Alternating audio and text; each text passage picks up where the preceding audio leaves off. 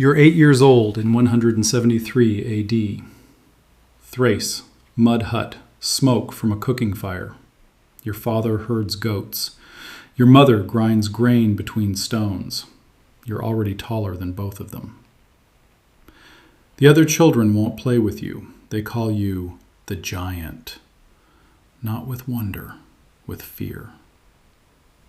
You don't speak Latin. You speak Thracian and broken Greek. To Rome, you're not even human.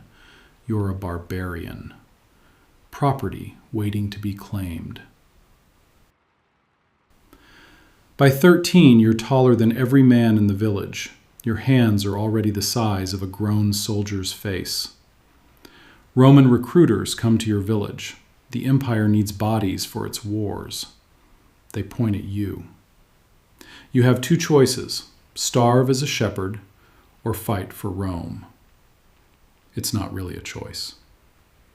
They hand you a gladius.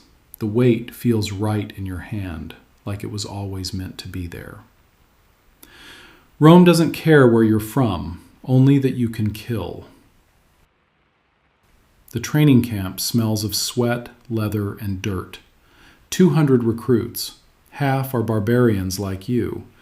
The rest are Roman poor. Everyone here is expendable. A centurion walks the line. He stops in front of you, looks up, way up. What are you, a freak? He hands you a wooden training sword, points to the biggest recruit. Show me. The man is experienced, former gladiator, scars and confidence. He swings. You catch his wrist mid-strike, twist, bone snaps. The centurion doesn't react, just nods. You'll do. For 15 years you fight, Germania, Britannia, Parthia, frontiers no Roman senator has ever seen. You're not a citizen. You're not even fully human to them. But on the frontier, none of that matters. You kill. You survive. You climb. Legionary, optio, centurion. Every rank earned in blood. Not politics, not family name, blood. You pay your men well. You eat what they eat, sleep where they sleep. When a centurion is killed, you carry his body yourself. The aristocrats in Rome whisper about the barbarian officer. The soldiers just call you terrifying. By 35, you command thousands, not because Rome chose you, because your men stopped following anyone else. You can't read military reports. Officers read them to you. You can't write orders. Scribes translate your words. But you understand war. Terrain, weather, morale, fear. You know when to attack, when to wait, when to let the enemy destroy itself. Then something strange happens. A Roman woman agrees to marry you. Not nobility, but Roman. Real Roman. She teaches you to hold a wine cup properly, how to sit at a Roman table. She can't teach you to belong, but she tries. You have a son, half barbarian, half Roman. He learns to read, something you never could. You watch him hold a scroll and feel something break inside. Pride, shame, hope, all at once. Your son is everything Rome said you couldn't be, but he carries your blood, your name, your height. The senators whisper you're common. The soldiers whisper you're one of them. Your wife whispers you're enough. Your son just calls you father. March 235 AD, the Rhine frontier. Emperor Alexander Severus arrives, young, weak, controlled by his mother. He wants to pay Germanic tribes to stop attacking. Your soldiers are furious. We fight, we bleed, and he pays them? You say nothing, but your silence is loud. One night, officers come to your tent. Veterans, tribunes, men who followed you for years. The legions want you. You look at your son sleeping in the corner. He's 15, the same age you were when Rome took you.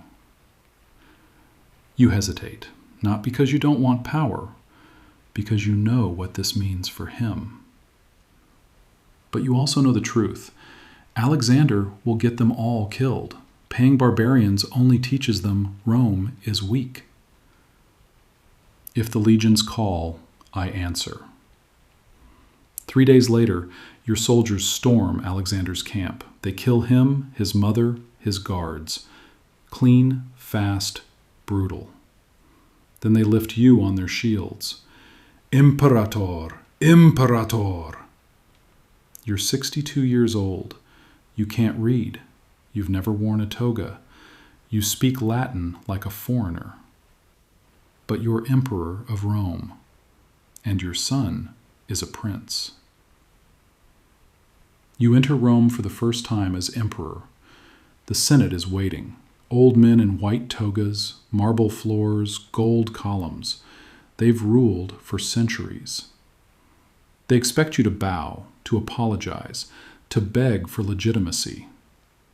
You walk in, covered in dust from the road, still wearing your armor, sword on your hip. You don't bow. A senator steps forward. You are not one of us. You stare at him. No, I'm the man your legions chose. You rule through the army. You raise their pay.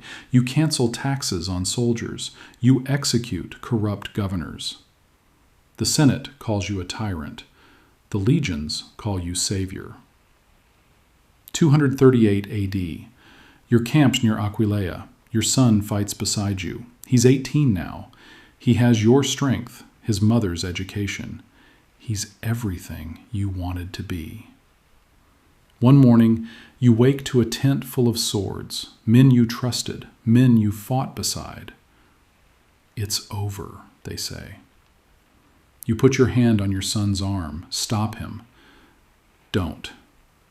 You stand. Do it then. You fall, not in a palace, not on a throne, in a tent, on a battlefield, exactly where you lived. Your last thought isn't about Rome, or power, or empire. It's that your son died free. Not a slave, not property, a prince. They dump your bodies in a ditch. No funeral, no honors, no tomb. Damnatio memoriae, condemned memory. But soldiers don't forget. The giant from Thrace, the shepherd who became emperor, the man who couldn't read but conquered Rome anyway. You were born in mud, sold like cattle, fought like an animal, and for 3 years you were a god, until the gods reminded you you were always just a man.